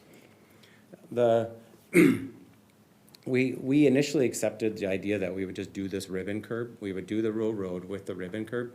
But after kind of thinking this through and putting this presentation together, I really realized that I actually don't think ribbon curb's even necessary. And that actually provides us even a greater benefit, and so I would like you to consider that. Staff is obviously asking for an urban road section, which when I was here last, I was really trying to minimize my infrastructure costs. And that's really going to the almost opposite extreme by trying to take it even more into a higher realm. A couple other issues raised just even again tonight, where are we gonna put fire hydrants? Well, here's a fire hydrant. It's 5 feet back of the curb. It's down, in the ditch. This is where all of them are located in most urban road section or rural road sections. I don't really feel like there's a huge issue here. I think this is common, and this is one that's here in the city. There was issues raised about ADA standards. Well, there won't be ADA standard problems if there's no sidewalk. So that's kind of sometimes when you have regulation, it creates more regulation problems. And then the maintenance concerns, just again on a gut level, these are going to be $2 to $3 million homes. They are going to maintain their front yards just like you're going to see in any other upper end community. And you can drive through some of these neighborhoods right around here that are in this kind of upper Elm realm. There's two I'm going to show you in Woodbury. You could go done by Custom One Homes, and you can see what people do and how they maintain their ditches. It isn't an invalid concern. If somebody blocks the ditch, it does cause a problem, and somebody's going to call the city. So I get that part, but I think it's very rare. So if you look here, the first one on the top here, that one in Orono, I did that project 24 years ago. That I called one of the residents there just this week and asked him if he's ever had any issues with that. It's called Willowview, and he said they've chip sealed the road one time, but otherwise they haven't done any other maintenance to that road. So that's just a rural road in Orono. I guess I'm just showing you these because you can see a variety of years. You can see some that are really old. You can see some that are just done, like the one in Corcoran just a couple years ago. This is a very common standard. It's being done in very upper end communities. It's being done in not so upper end communities. It's ubiquitous. Here's just a couple more examples. And those two in Woodbury, I would just say that of another city, it's right here just south of you, that has a very sophisticated engineering staff, a very sophisticated city, I would just submit to you, if they thought there was value in concrete curb, they would be doing it. And just to be real about what we have out there today, and you've talked about it tonight, which is very convenient. In Lake Elmo Heights, they had the asphalt curb. So they did do sort of a quasi-urban section with the asphalt curb. And like you heard, water kills roads. And I think what happened on a lot of these asphalt curb roads is the storm sewers are actually quite a ways apart on them. So I think that was just an older standard. And I think water sat on these roads. The concrete curb, the asphalt curb got kind of old, and water seeps in and around these roads. And I think that's really deteriorated to some degree a lot of these rural roads that you have in your town. And then Torrey Pines to the south, they have curb and gutter. I don't know how that happened. I know there's a couple residential estate projects that do have curb and gutter. But again, I've kind of made the case that I just don't think, that we can't really afford that urban standard. And so now I'm just going to summarize my presentation. I did write these up too. But we're asking to just use the rural road standard 804. Ideally, we just like 3-foot gravel shoulders and no concrete curb. That would be our ideal. As a backup, we'll just accept the 804 standard with the concrete curb as you've been installing them recently. It's an extra couple $100,000 that I just don't think adds a lot of value. And I'm really concerned about just adding a lot of delay to any project that we're coming forward with. We're hearing from Jack that he's going to have to go back and put together all kinds of standards, and there's going to be so much time. The staff's going to have to think about this. I really would like to find a way that we could move this forward without having to have months of delay to try to create new standards, because I think that you've actually implemented these things in the city already. And then I would like to have wetlands and buffers allowed in the lots. And then, I put one more page, just sort of help me, let's work together. Again, I think that I would like you to, tonight, direct staff to allow PVC for water main. in a way that doesn't necessarily have to slow down my approvals, not have to wait 4 or 5 months for a whole standard to be created. There are just dozens and dozens of engineering standards just surrounding you here for PVC. I think it could be done quicker. When it comes to stormwater, if we receive Valley Branch approval, can't that be enough? Like, does there really need to be a whole nother set of review? We have so much duplicative review in this state on so many things, especially stormwater, wetlands. I feel like for the most part, I'm being pushed to just get Valley Branch's approval. So if I get their approval, can that be enough? There's some additional recommendations that kind of came up on the staff report about synthetic pond liner and all these other things. Well, it's not really in the code. And so I'd rather try to get approval than adding more and more cost. Septic design location, again, if we meet the Washington County's rules, why do I need to then kind of go through the city interpreting the county's rules and trying to enforce them on me? Because at the end of the day, the city's the one that permits it. So, and I appreciate you giving me the time. I really think that this is a good project if we can pull it off together. The Planning Commission and the neighbors have basically been asking for this development as I'm presenting it, which really mimics and looks like both of the two, Torrey Pines and Lake Elmo Heights. So I appreciate you listening for that long, and I'm sorry, but I probably.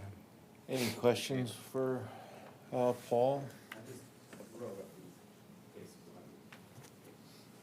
Yes, sir. Thank you.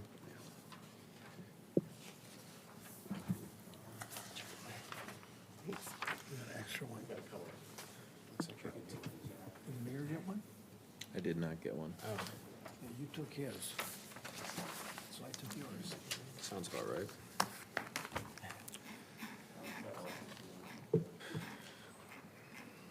Do you have any questions for Mr. Robinson? Question for staff, like with Parkview, because we just redid their roads with 3M grants. And so we changed them, as I recall. Do we have storm water? Do we have, Parkview Estates With Parkview. is rural with a ditch. yeah, that's ditches there, correct? They have, it's a hybrid, but they were a lot of rural roads there, yes. What do you mean by hybrid? Well, Whistling Valley's the same way. There were some areas that are urban. I mean, you can sometimes drive, if you drive in our rural areas, you have curb and gutter, with a grade coming to the road on one side, and you have a ditch on the other side, and that swats, it's all over the place, so. It's on the conveyance of the water. Depends.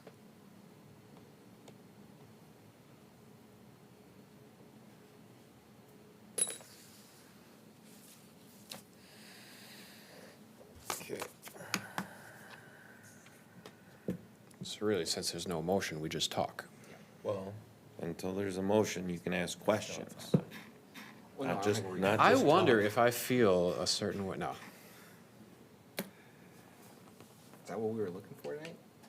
What's that? Are we looking for a motion tonight? I thought we were more looking for. Well, yeah, there is no Direction. motion really. It's just asking for direction, so. Because is That's true. the goal coming back next month or based off of the feedback that we provide tonight?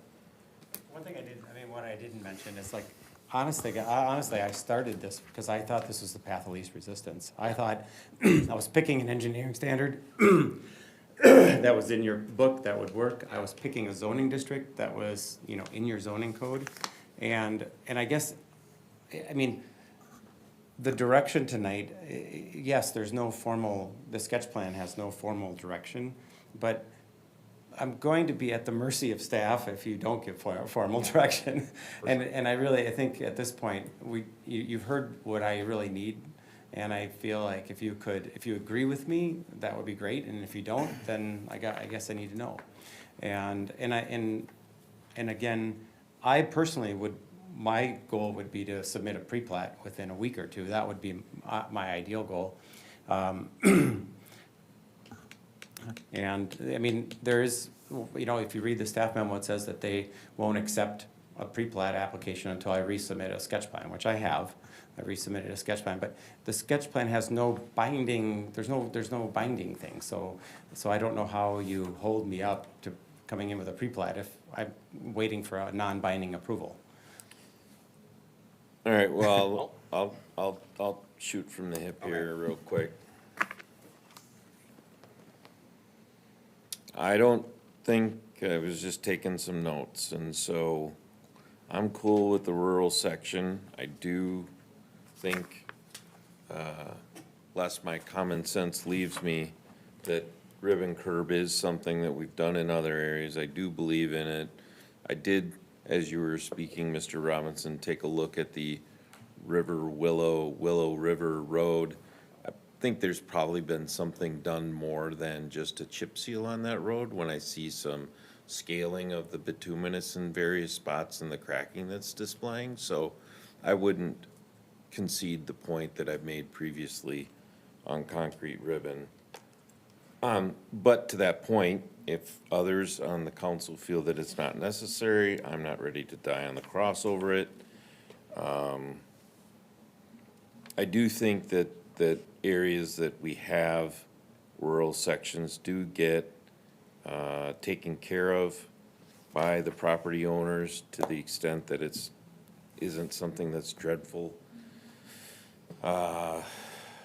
PVC versus ductile iron pipe, I know there's hundreds of communities that use PVC. I don't know that ductile iron has to be the end of the point as far as coming up with some requirement, whether it's Schedule 40 PVC or it's C900 or whatever. That can be done just by, I know Bolden Make has many communities it works in. I would be flabbergasted if they didn't have one that used PVC, just to pull that and make it so. That's just my comment. We don't really have to talk about the ponds because all those have been put in outlots. But I do agree, it creates a bit of an issue on the maintenance side when they're not in an outlot. That would be something I'd rather not get complaints on and calls from residents because we have to go maintain them and they think it's their property. I don't, I like all the work that's been done with the septic fields. We as a city do not permit those.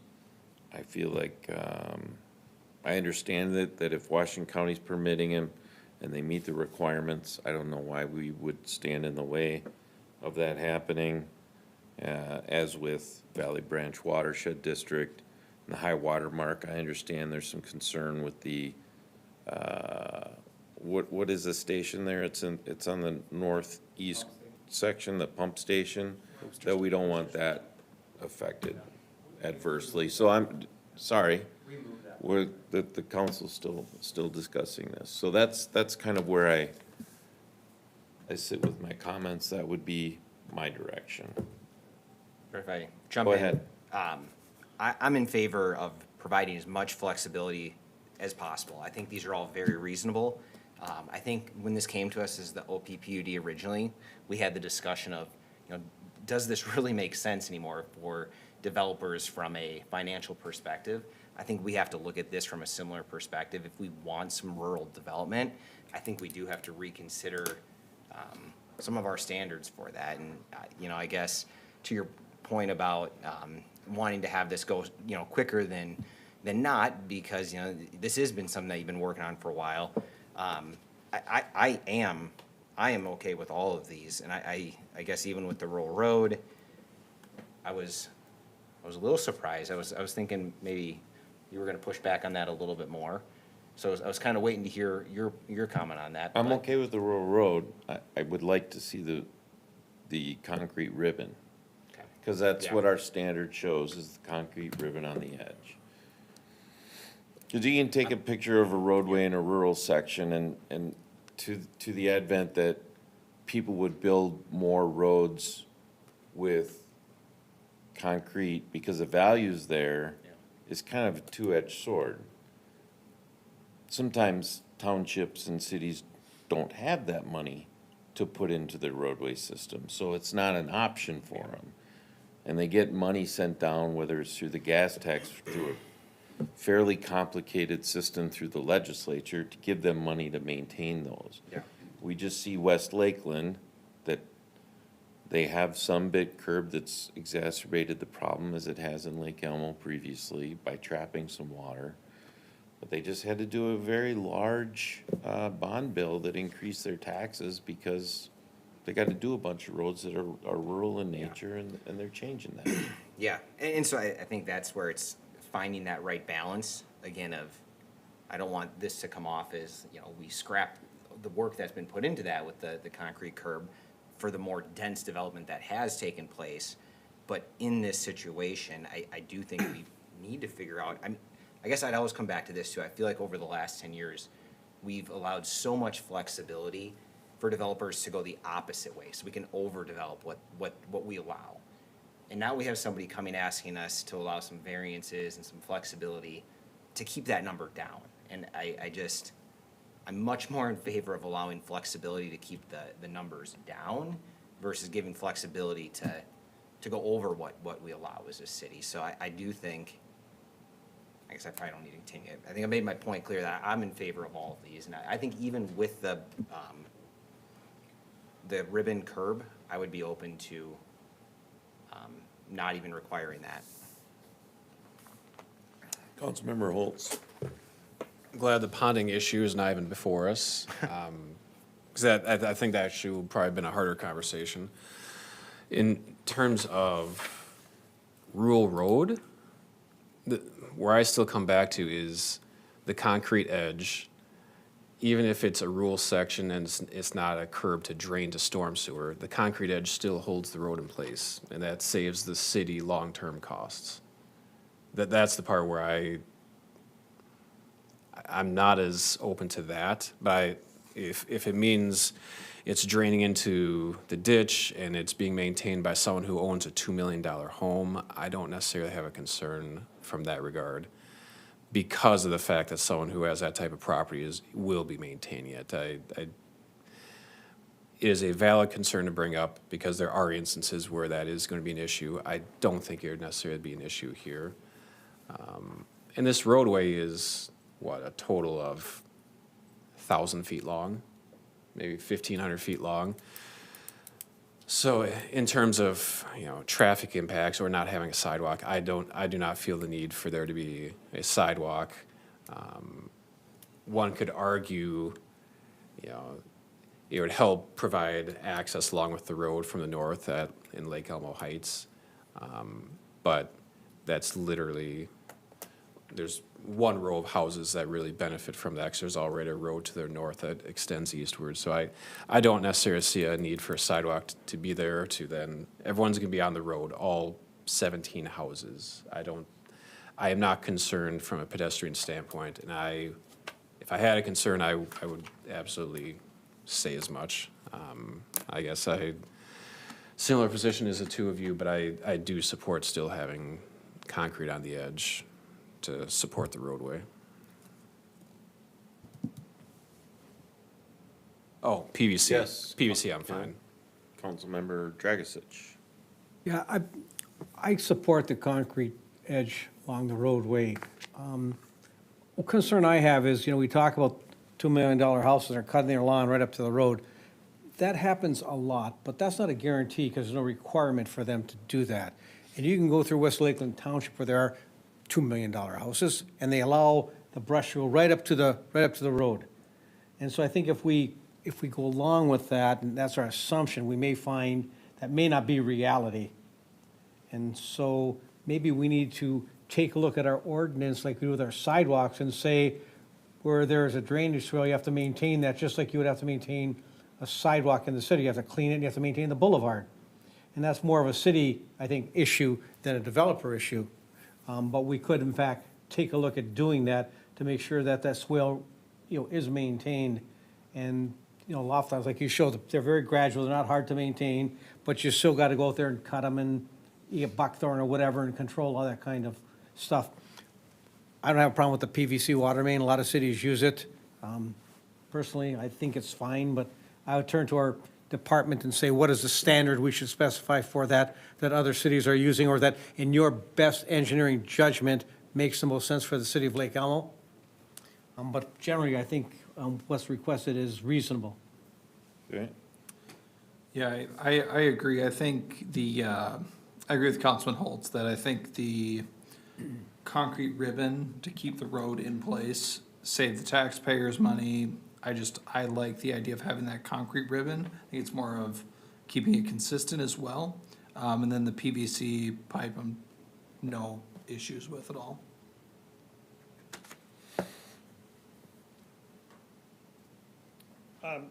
Mr. Mayor, members of the council, just regarding the pipe, you know, we have had over decades cycles of where PVC pipe is cheaper, and then we've had cycles where ductile iron is cheaper.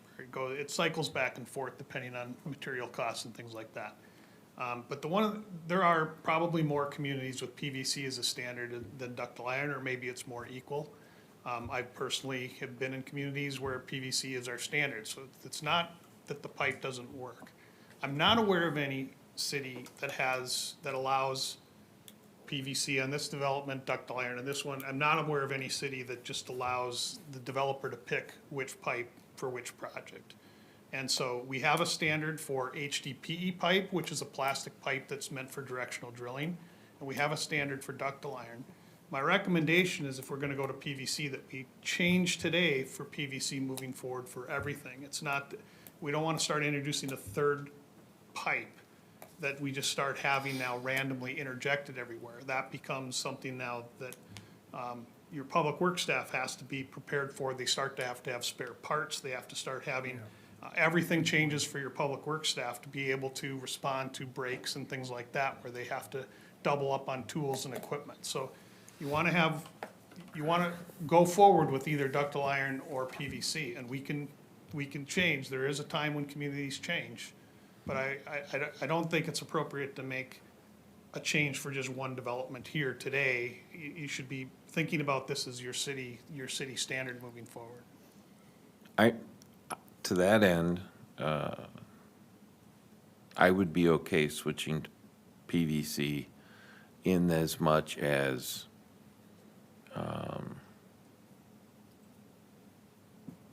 I think over the long term, as far as flexibility, ability to work with, cut, fix, maintain, from what I've heard in the industry, it's typically easier to work with. And so I would be okay with that change. And then the process for the standards is important to talk about too, because it's important to understand that I stand before you as the engineer who does most of your development review, but I try desperately not to work in a silo. I try desperately not to make these decisions on my own. When you do standards, you get your team together. So when you're designing a boulevard right away, are we gonna have sidewalks, are we gonna have trails, are we gonna have boulevard trees, what are we doing?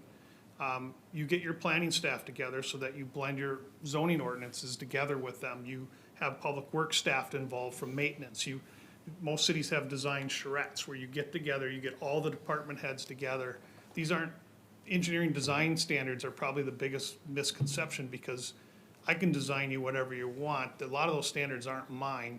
They're coming from the city, from different facets and from different input. And so when we do this, that's when I say I have to go back and create a standard. I have a lot of questions for public works. I have a lot of questions for planning, and we need to circle the wagons and come together with what are we going to approve. I don't just take Paul's plans and go back on my own desk and work by myself and decide what it's all going to be.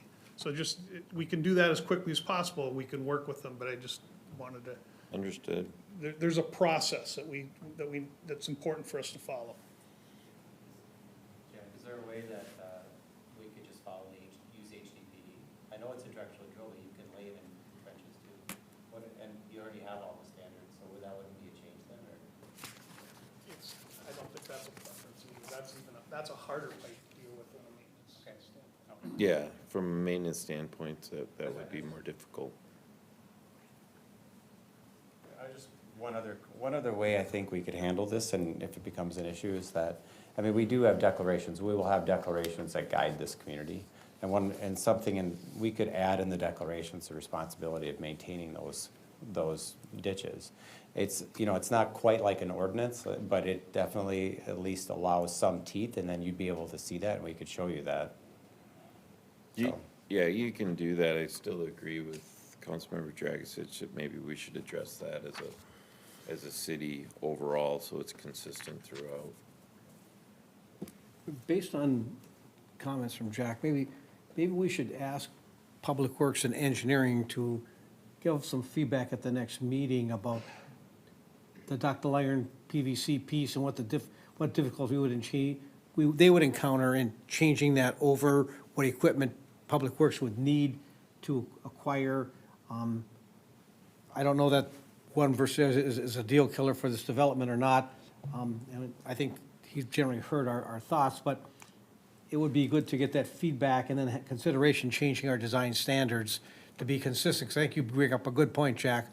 We shouldn't have one here, one there, and it just depends on who's making the decision or who's the developer. It'd be agree. nice to be consistent. I agree. I've run into an instance, not with water and sewer, where it was metal conduit, Yep.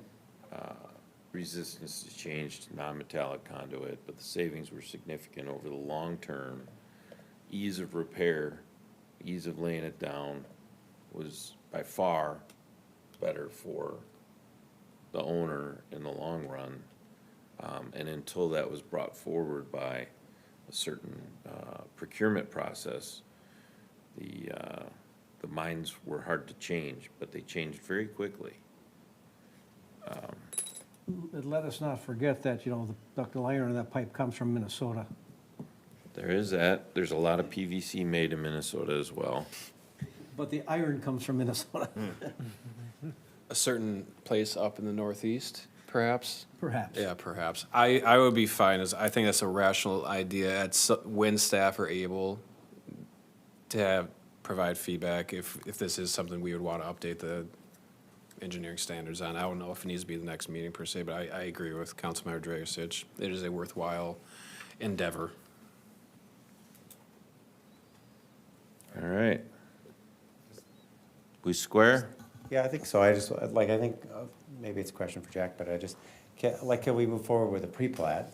We know that it's gonna be a pipe, right? We know it's gonna be of a certain size. And we know and we put the location and the depth. But the material could be worked out. So it seems like we could go through the process, approve a pre-plat, and with our final plans, by that point, have the final material selected. Nathan, are you comfortable with the direction that's been given to the questions you had? Are you comfortable moving to a pre-plat position? I think from, on the planning side, I would feel comfortable with it, but I do wanna, let Jack speak Jack, would to you the feel engineering comfortable review. moving forward with the direction that council's given to this point? I'm comfortable with the direction council's given. I see my role of taking that direction back and trying to circle the wagons with the department heads on the rural roadway and talk about what we need included in that or don't need included in that, on some of those specifics so that we can get those to Paul. I'd like to be able to get some feedback back to him before he's submitting again. All right. One last question for me, I apologize. So on the rural road section, we've talked about potentially not needing to require a sidewalk. Thinking about boulevard tree plantings and rural developments, you may have similar thoughts there. I just wanted to ask the question. In rural development, we would have landscaping, of course, required, tree replacement required. Would you be looking to have boulevard trees in your standard? I mean, it's a farm field with literally no trees to begin with. Yeah, there will be, there's a disturbance, properties or projects do have to have tree plantings and the city Yeah, right. Yes. customarily require. Yeah. We have Boulevard. some standards related to that in our landscaping Yep. requirements, right? Yep, Fair enough. so, okay, thank you. Maybe All I right. think his point was where maybe they get placed, and like instead of in the ditch, maybe they would be in the front yards, and that was, I think. They I they think can't that's be in the thing. right of way. Yeah, okay. In the right way? They can't be in the right of way. because that would be in the ditch, and that's not a good thing. All right, moving along. Public hearing notice, process enhancements. Thank you, Mayor and Council. At the December workshop, Council talked about some potential enhancements to the public hearing notice process. So one of them was exploring increasing the mailing distance from the 250 to 500, I believe, or 350 to 500, which you adopted earlier tonight, now increasing that mailing distance to 500 feet. And then also what we talked about was utilizing our new website for improving this process. So we've added the public hearing notices so they are housed on the website, as well as creating a push notification group so folks can sign up to get notified when a public hearing notice is added. And so there was one outstanding item that we did talk about, which was using social media for public hearing notices. And so included in the staff report were some pros and cons that staff talked about. And so while posting it on social media does, get a lot of attention, it's much wider network of people looking at it.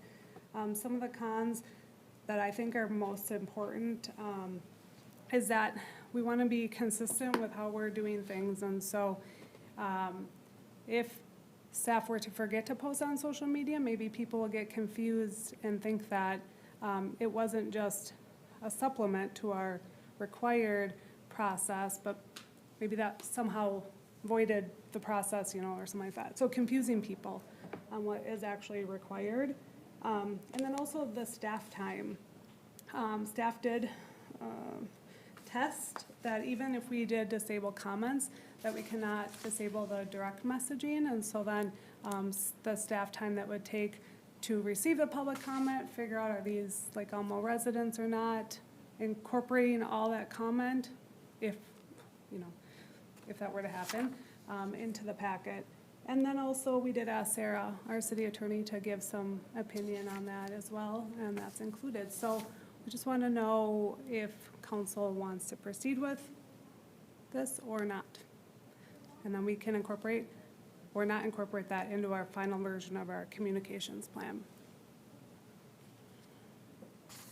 Councilmember Holtz. I am fine indicating a no on that. The risks to me do not supersede the benefits. I think it's good feedback from council and from staff. To me, there's an endeavor worth looking into, but I don't see how it outweighs the cons in this case.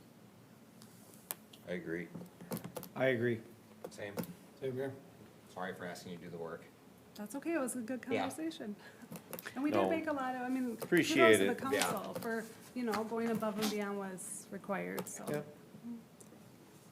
I did see that there were some comments in the consent agenda, regarding the increased distance beyond 500. And I'll just say that, that's the one thing about government that can sometimes be difficult. You'd like to be able to address all situations, but not every shoe fits every foot.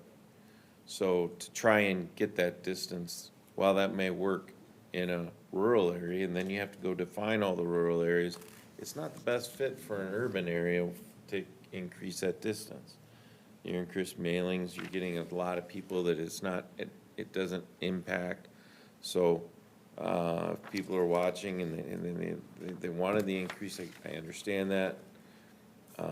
Apologize, it's not exactly what you wanted, but we're trying to cover that in some other ways with the sign-on. If you want to get notified, I think that's a fairly good compromise.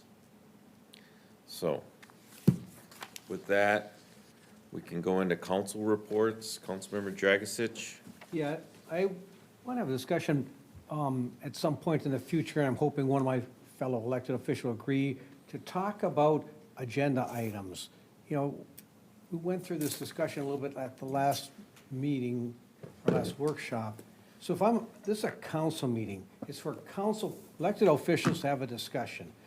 As an elected official, it can take me up to 7 weeks to get something added to a council agenda. if I'm a department head, I can put it on an hour before the meeting. And somehow there seems to be a disconnect there for me. And so I don't think we should have a free-for-all with the council agenda either. But I think there's a compromise process. So if I have an issue I want to put on the agenda for the meeting on March 3rd, I can't put it on there. I'm an elected official, it's an elected officials meeting, I can't put it on there.